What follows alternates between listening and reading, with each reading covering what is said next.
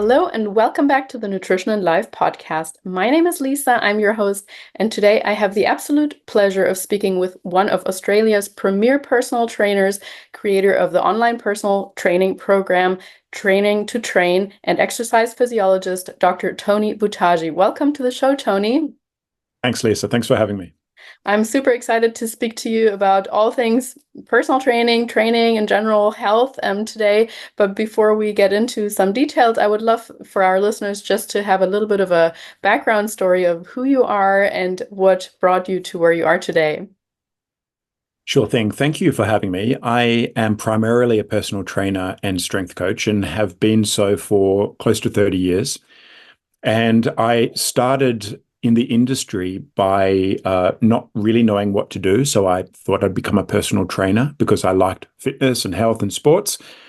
And I studied sports science, human movement at university. And it took about a year to get into it. But after a year, I fell in love with nutrition, physiology, anatomy. And my grades in year one, they were dreadful. But from that point on, I applied myself a little bit more.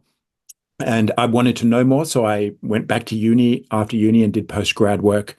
But I've never really been a scientist. I have been someone who likes science, but I really do like working with the public. So I have remained a trainer and an educator. Oh, that's amazing. And I can imagine that out of your own passion for training, probably came the desire to create this amazing program now that you run online by the looks of it, for other personal trainers. Where did that desire really come from to build a course like that?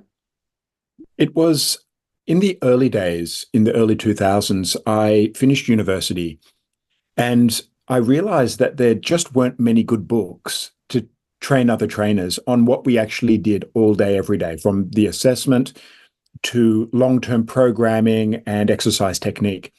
And I was traveling around the world to study with renowned strength coaches, but there weren't any books. And I thought, well, I should teach what I'm doing with my clients to other trainers coming through. And at the time, I was teaching what we have in Australia called certificates. So to become a trainer, you need a certificate 3 and 4 and a diploma.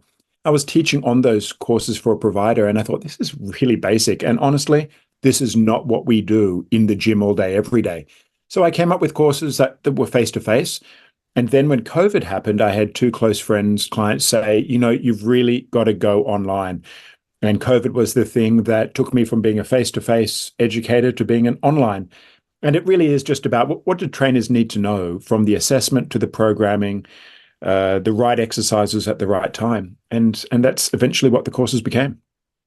Very interesting, and I'm glad that it brought you online as well, because I'm sure it's kind of allowed other people worldwide to do your course. What are some of the mistakes you might see personal trainers make these days, or if someone listening, if they have worked with a personal trainer and they're like, I didn't actually enjoy that much. Maybe he was doing something wrong, or maybe someone listening is a personal trainer and they might wonder, what am I doing wrong? So what are some of the things that you see that personal trainers in general might be doing wrong? There's a number of things, and I say this knowing that I have made my fair amount of mistakes over the years. And you will make mistakes as long as we realize that this is a mistake. We may need to listen to our clients more rather than having such a preconceived way that everyone should do this exercise and do this type of program. Realize that everyone is different. And we always say everyone is unique and should be treated as such, but in practice, that rarely happens. Everyone does the same squat, the same way, the same deadlift, but no two bodies are the same. And when I think about many of the mistakes that I've made, I've tried to fit people into that same mold rather than working with that client's body, their range of motion, their limitations. There's lots of things that I think we could do better as an industry. One of them is we need to have more plans for our client, a long-term plan. And it takes a long time to build experience as a coach, as it does in any field. That's why if you have a plumber or a builder or a doctor or a lawyer, the more they've been in the game, the more experience that they have and can do a better job. And it's the same as a personal trainer. takes years to develop that as you watch with your eyes and you take on feedback and you use testing data and you see what works and what doesn't work. You can't read this stuff in a book. But having a plan, at least this is where you are now, this is where you want to go, and I'm going to develop you a program that builds upon the capacities we did in the last program so we can leapfrog it to where you are. Rather than just having, well, you want more muscle mass, so I'm going to give you 4 sets of 10 of the hip thrust, and we're going to hip thrust all year round. This is, to me, a fast track to monotony. And what good coaches do is they try and remove monotony and insert variation. Variation in the exercise choice, variation in the training variables, the sets and the reps and the method, but do so in a logical and sequential manner. So I see that's probably the other big area, is having a good plan. And then finally, in this era, gone are the days of trainers sitting down and reading a book. We are bombarded with social media and YouTube of short snippets of information. Whereas the real learning either comes with interning or studying with a seasoned veteran coach or reading a really good book written by an expert. But I think often our attention, a lot of things are vying for our attention. We just don't have that attention span to sit down and read a book. And I'll say to many of my students, when was the last time you read a book about training from beginning to end? Mhm. And the answer is no, we get most of our information in 90-second snippets on social media. And that is not the best way to service our clients. So many great points that several I want to touch on. Firstly, I love the point of long-term vision. Unfortunately, I think often it's also the clients that come to us with, they might buy a package, 3 sessions or whatever, or maybe even a month, whatnot. And I believe many trainers, especially if they start out new, they feel the urge to, I need to make that person sweat as much as possible within the hour. And you and I both know that sweat or even soreness is not necessarily a good indicator for a good workout or for an effective workout, rather. So finding that line between I'm going to challenge that person enough, but Mhm. also educate them on the importance of rest between sets, of Mhm. maybe going for weight rather than just a high repetition range and getting a good sweat on or whatever. But also the balance between variety that you touched on, and at the same time having some constants that you can progressively overload on, so that it's not just random from one session to another, and explaining to the client along the way of why you're progressively overloading, or also why you have certain patterns like squat patterns or hinge patterns or whatever in every session, perhaps. So I really like that you mentioned too, though, that it is a pairing of logic, of catering to the individual, because not everything that you might have in mind might work on that day. Maybe they slept really poorly, or maybe they've tweaked something or whatnot, and at the same time still applying what you learned. So I'm curious to hear what would be some of your favorite book recommendations for anybody out there where you're like, oh, those two, three, this is like the Bible of personal training. I am asked this question a lot because I enjoy reading and learning from all the people who are either colleagues or have gone before me. It's always context driven. So I entered the industry from, you can tell by my physique, from endurance sports. I came in from triathlon. So I was really interested in endurance, oxygen transport, and trying to improve VO2 max and performance. And there are giants in the field of oxygen transport. And then when I fell in love with strength training, I realized, wow, there is a whole world of strength scientists, muscle scientists. And these two people, they never speak because they're doing very different things. And in the world of strength training, there are giants, and everything that they write, you must read. And people like Mike Stone and William Kramer, these are big names that they write mainly on strength and muscle and hormones. And it doesn't tell us what to do in the weights room, but it gives us this framework for understanding how does the body move. So Stone and Kramer and Greg Haff, I think, are three of the big names that everything they write, you have to read. And I learn a lot of what I do in the muscle world from either applying what coaches have done with endurance athletes in terms of organizing interval training, work and rest. I take those ideas for set and rest patterns, but I also take the techniques developed by the Stones and the Kramers and the Halfs on strength training, the eccentric loading, cluster sets and rest pause methods. And that's clearly designed to enhance strength. And most of my clients are interested in muscle, which means that I'm taking those ideas, the spirit of why they're doing what they're doing to get more out of the set, and then I modify it and apply it to muscle. And I think people like Brad Schoenfeld, best out of anyone, Stu Phillips, have done a fabulous job of just dealing with muscle hypertrophy. And those names, Stone, Kramer, have done a fabulous job in the strength. So when I say these names, everything they publish, I make sure I read. Very interesting. Super cool. Thank you so much for these recommendations. And yeah, I have to admit, I have not read Stone and Kramer. I'm familiar with some of Brad Schoenfeld's work, very much like that. And one of my favorites is the Strength and Nutrition Pyramid by, believe, Dr. Eric Helms, or he was one of the co-authors anyway. Yeah. I believe you've done some work at AUT or perhaps even with Dr. Eric Helms. I'm not entirely I sure. actually met him. I got the tour around there. I was at the time working in New Zealand to teach courses to personal trainers, but I was also on the weightlifting certification course. So as part of that, I got a tour, and I think Eric was doing his PhD at the time. So he won't remember me, but I certainly remember him. He's a giant. I think this new evidence-based world, which is really quite new in the 10 years, because before that, most of the voice in the industry was very guru driven. Now, some of that was outstanding, but some of it was really quite, didn't hold up to scrutiny and scientific investigation. So the Brett Contreras, the Brad Schoenfeld, the Eric Helms, the Alan Aragons, I could go on, but these guys have done an exceptional job of bringing our industry up to the next level. Yeah, I can only agree. I actually did part of my bachelor's degree several years back at AUT in Auckland, but unfortunately I never had the chance to meet him in person either. But nonetheless, a brilliant university with, I believe, a great sports and exercise science program. Yeah, first rate. Yeah, first rate. Absolutely. But yeah, I'm interested in regards to your course also. Maybe you can give us a bit of a lineup of the particular topics that you take people through. How long is the course, and what is the certification, I guess, at the end?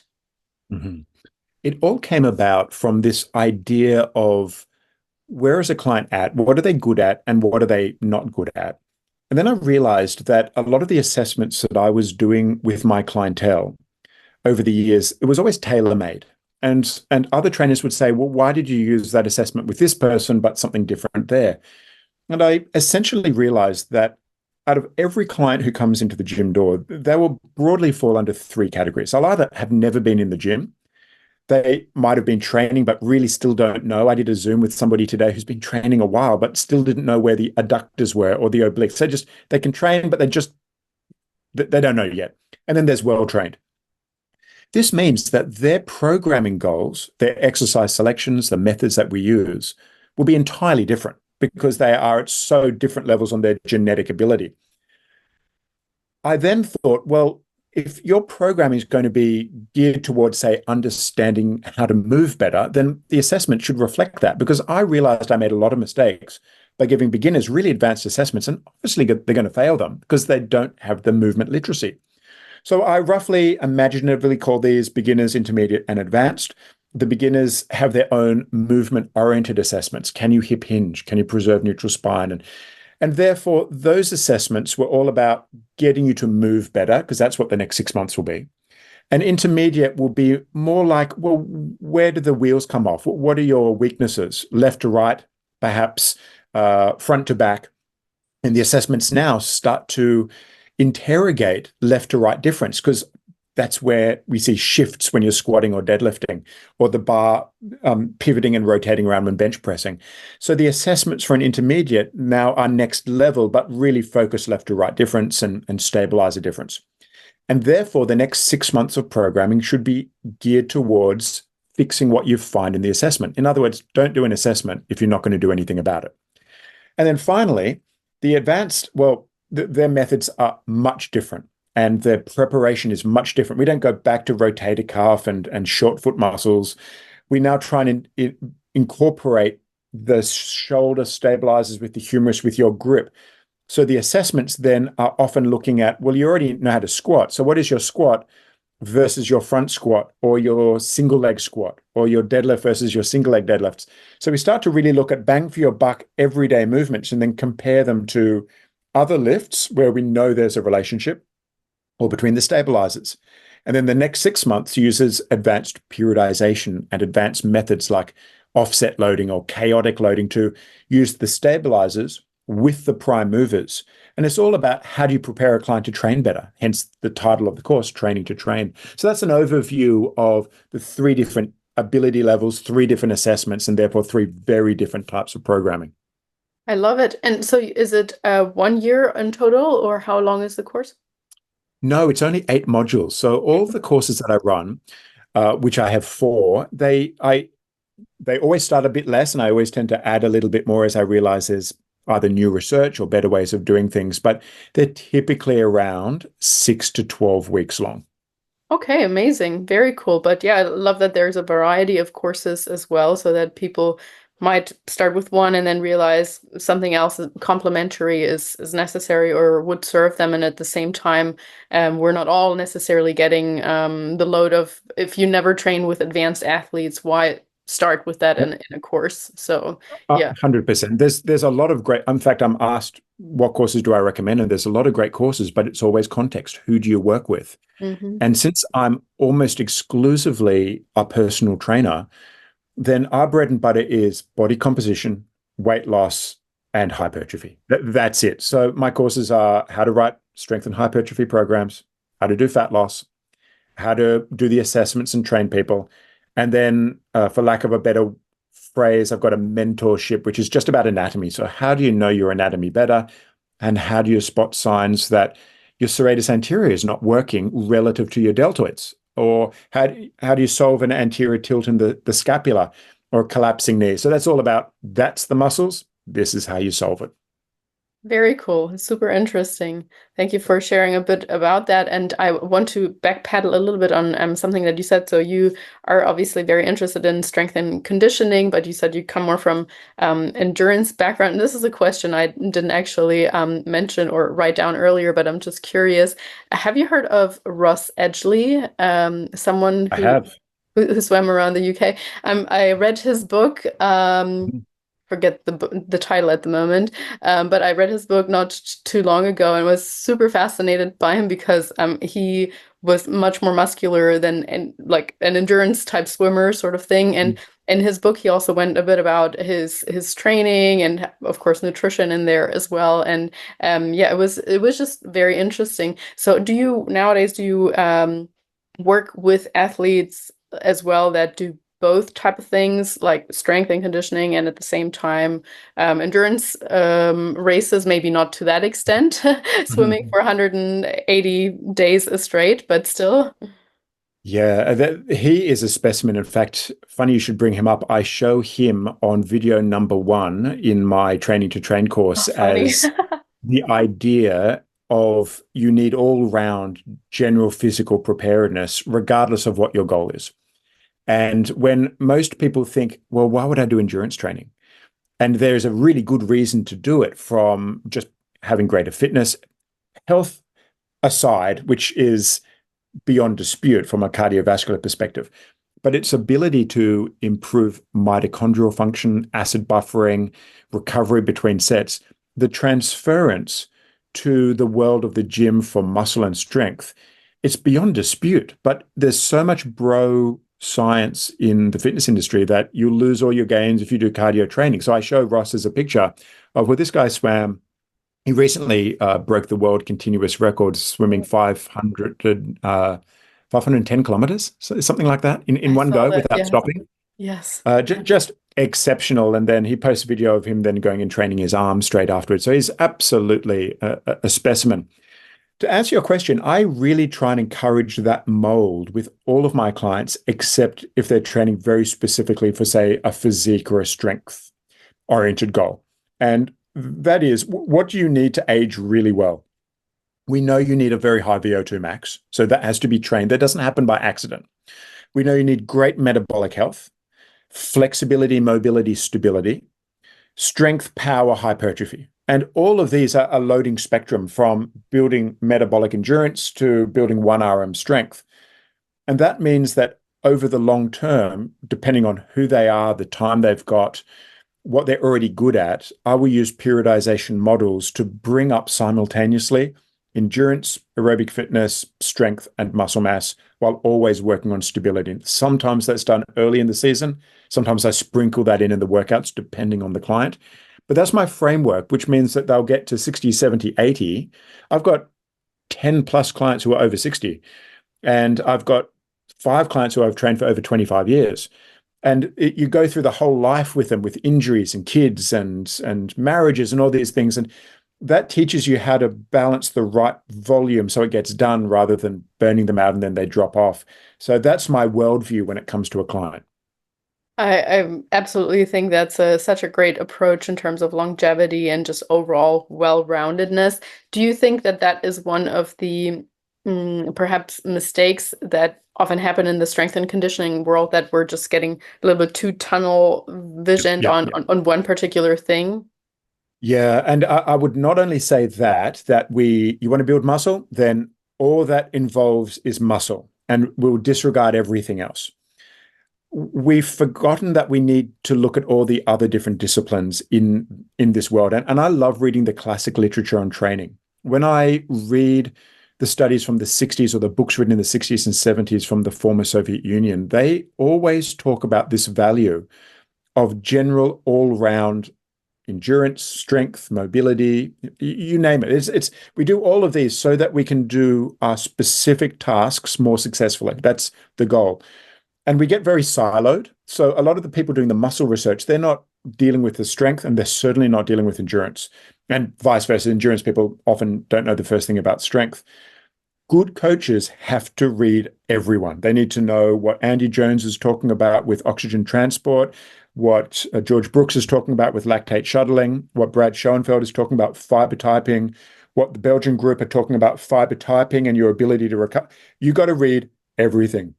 And I would say I read a minimum of an hour a day. And I think that I don't nearly touch, I know I don't nearly touch the surface. There's so much to know to be a really great coach, but you have to read cross-discipline and then think about it and then apply it to your clients. Yeah, I was just going to say, I think we often have one or the other, that someone is like Mhm. very well read, but they don't have that Never practical applied it. experience, or Yeah, they're afraid. They always think I'm not good enough yet, or blah blah yeah, blah. But yeah. I mean, so much comes from the experience, or then the other person that's just like just in the gym the whole time, doing Mm, the same thing over and over. yeah. But yeah, one other thing that I wanted to add to the mistakes in the space. So I personally come from a little bit more of a CrossFit background, Mhm. and while that is, like we spoke about, so many things combined and aiming for a well-rounded approach, it did not serve me well either, because I personally didn't approach it with the right mindset, in the sense of knowing myself or keeping the Mhm. stressors down where I should have. And at the same time, it was not the best programming either. So it was just too much. But Mhm. what you're talking about is different. It's, a logical approach. It is still Mhm. progressive overload. It is pulling back in certain areas, and it doesn't mean just going balls to the walls every single day for Yeah, the, just for the sake of it, sort of thing. So yeah, I yeah, think your well-rounded approach with touching on all the different systems and flexibility and mobility, but at the same time strength, hypertrophy, yeah. absolutely makes sense. Yeah, if we were to take you as a test case and use a classic univariate model, so in the 1970s, Verkhoshansky said you should focus on one fitness quality at once and then logically move to the next one. So if we use that block model that's uni approached, we could say, I'm going to develop strength endurance, and we can do all of your endurance and high rep work, and we do that for 6 to 8 weeks. And then I'm going to take that capacity and we're going to build volume so you develop some muscle mass and some tendon resilience. And then for the next 6 to 8 weeks, we're going to develop maximal strength using maximal strength protocols. And then I'm going to develop power. We're going to do Olympic weightlifting. With that model, From that point on, you can use a multi-model approach, like a conjugate, where you develop strength and power and strength and hypertrophy and some endurance within that week. And then you could be a CrossFit athlete training sensibly according to the right rep ranges that the people who invented weightlifting said this is how it should be done. They're not doing it for 100 reps off a time or on the minute. They're doing it for 8 sets of 2 with 3 minute. So this stuff, you can't beat the original scientists who did all the work in this area. You just follow the periodization. It will get you to where you want to get injury free. Precisely. Yeah, I unfortunately had to stop or step back because of Yeah. injuries, and now I do much more of like a bodybuilding type training, but still paired Mm. with, I Yeah. get my steps in and everything else. Mm. But nonetheless, it was also my mindset, and that's actually something that I thought of when we spoke about Ross Edgley. So in terms of my mindset, I was just thinking I needed to go hard no matter what, and not knowing when to pull back, but. Yeah. I don't know if you agree on this, but I mean, someone like Ross Edgley will have to have an extraordinary mindset to push through these things. But at the Yeah. same time, I'm sure Yeah. it's still strategic to an extent anyway. Yeah, Yeah. what's your opinion in terms of mindset of Gen Pop or athletes like him? Yeah. It's very clear that the elite athlete is not just elite genetically and physiologically, they're elite mindsets. I have met, known, trained people who are exceptionally gifted, exceptionally, but just didn't have the capacity to turn up every day and do the work required to be Olympic standard. And then they burn out. And I've also met, in fact, next week I'm having a coffee with a multiple Olympian who, by his own admission, wouldn't be the most genetically gifted at all, but was his dad just instilled this hard work ethic, and he did 2 Olympics. And he just brought himself by pure grit. It's just this one characteristic of an elite is that they don't take no for an answer and they just keep pushing through. And I know I don't have that. I like my sleep, but people like Ross Edgley, he will train for 24 hours in a row. Now, all things being equal, there's only one Ross Edgley. He's got a team of support around him. He's always being tested, and he's got support. He's got a very supportive girlfriend who can feed him 24 hours a day.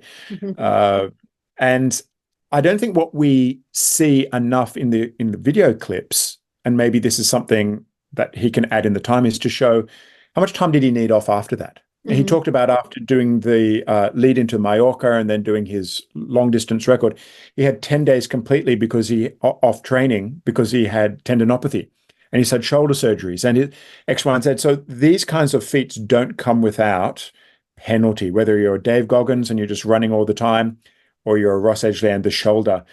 It's tens of thousands of contractions and shoulder rotations. This is not going to come without penalty. It doesn't matter who you are. So we luckily don't have to train to such a degree. Absolutely. Yeah. And I think that that's actually often hard for people to grasp that difference in training for longevity, training for performance, training for Mm-hmm. aesthetics. They all Mm-hmm. have some trade-offs because someone who is at the end of a bodybuilding prep, they're not going to be very healthy and they're probably not even performing at their best in the sense of Mm-hmm. strength versus someone like Ross Edgley. He's Yeah. probably fine losing a couple of years of his life for being able to do what he Yeah. does. But if Yeah. someone wants to train for longevity, it's also recognizing, okay, I need to take some rest days. More is not always better. And in fact, Yeah. many of our listeners, and I will include myself in that as well, actually struggle more taking rest days than Yeah. they do going to Yeah. the gym sometimes. Yeah. And I would be interested to hear what um, or how you approach that with clients like that, where they're like, oh, but I just need to move, or I just want to do something, Yeah. or you need to tell Yeah. them to only Yeah. push to 7 or 8 RP or whatever a few weeks or Yeah. take a deload. Yeah. The point is for everyone, what are you after? And are you using exercise to cover or to self-soothe a psychological issue and you just have to do it? So that we need to be aware of. But all things being equal, there's an upper limit to which the body can take training, absorb it, and turn it into positive adaptation. If you are training, let's say zone 2 cardio, and you're doing it, the experts who study this, like Inigo San Milan, he would say that you're topping out most of your metabolic benefit by about 5 hours a week in zone two. So if you do 7 and 9 and 10, and I had a good friend last week did 40 hours of cycling, 40. So this is at the absolute upper end. But for health and longevity, where does it reach its peak before it probably plateaus and goes backwards? Now, for most people, there's probably 5 hours of cardio. There's probably 4 to 5 hours in the weights room. Then what do you do the rest of the time? Well, this is where you need to take a stock take and say, well, where am I deficient? Is it in mobility? Is it in active recovery? And then we use the different modes. We've got training, we've got exercising, and then we've got active recovery or physical activity. First steps is maximize the training that they can do so they can positively absorb it and make progress. That's usually a lot lower than most people think. But then we fill that in with activity. So that might be walking or gentle swimming, but it's under the radar. It would be zone one, and recovery from that is no issue. But the goal of me as the coach is to progressively increase their frequency, the duration, and then the intensity, always in that order, to make sure a client can get fitter and absorb more training. So if you want to train more, that's okay, as long as you're adapting to it. So we look at resting heart rate variability, and strength indices along with psychological profiles, because if they're going down, you're not going to absorb more training. But the goal is to have people, if you want to do more, we can make you do more, but it has to be done very progressively. Yeah, I love the component of the psychological recovery as well, because I think often people underestimate that so much. They think, oh, I did similar training a year ago, and this Yeah, year I can't handle it, but they're not realizing they're going through a divorce, or they have a high absolutely. stress load at work or whatever, and they don't put any active work into de-stressing from that. And that Absolutely. that often plays into the training as well, I believe. So that's a tough one. Yeah. I agree. And I think a good coach takes into account everything going through a divorce. How is work? How are your kids? So I'm not just going to give you a hardest workout that you could do. Any person can do that. It's, well, what do you need that will benefit you right now? And that's where we need to be very flexible in our approach. And I think good coaches are good listeners to and read between the lines and see that you're not recovering well between sets. So let's add more yoga. Let's add more mobility. Let's work with what you're giving me today. And I think that's a sign of a good coach, is that they can see what isn't spoken and also use your ears and eyes as well. Yeah, very, very well said.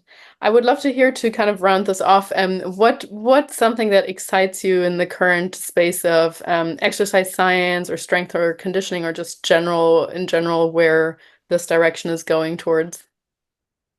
I love learning from other coaches who've been around a period of time. It's an Olympic year, so I really enjoy speaking to colleagues who train. One of my good friends does a lot of the swimming, so I love to see how they approach an Olympic cycle. I'm very into cycling, and the Tour de France is on, so I love to know how they train. And then I'm trying to take these ideas, which are for elite performers, and then apply them to the general public. So what really excites me every day is learning new stuff. And that's why I start my day every day with reading before I do anything else.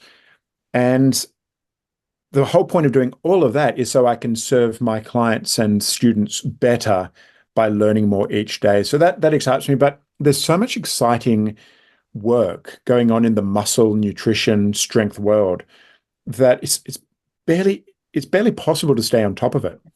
But whether it's just muscle centric or nutrition or strength or just health and sleep, and there's just so much great stuff. So I really love learning and then applying that to my clients.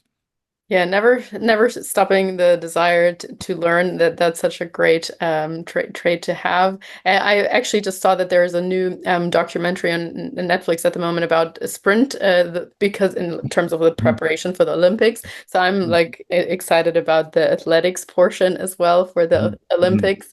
But I couldn't agree more. I think also in general for Gen Pop strength training, or just the topic of training, it feels like, anyway, to me, it's never been this popular or just well known that everybody can go into the weights room, including women, especially women Yeah. also throughout perimenopause, menopause, and Dr. Stacey Sims over, I think she's in New Zealand as well. I'm not Mhm, entirely mhm. sure. She does some great work just promoting like, yes, women need to lift heavy, and women, especially also postmenopause, need to lift heavy, and that's just such an exciting message for me.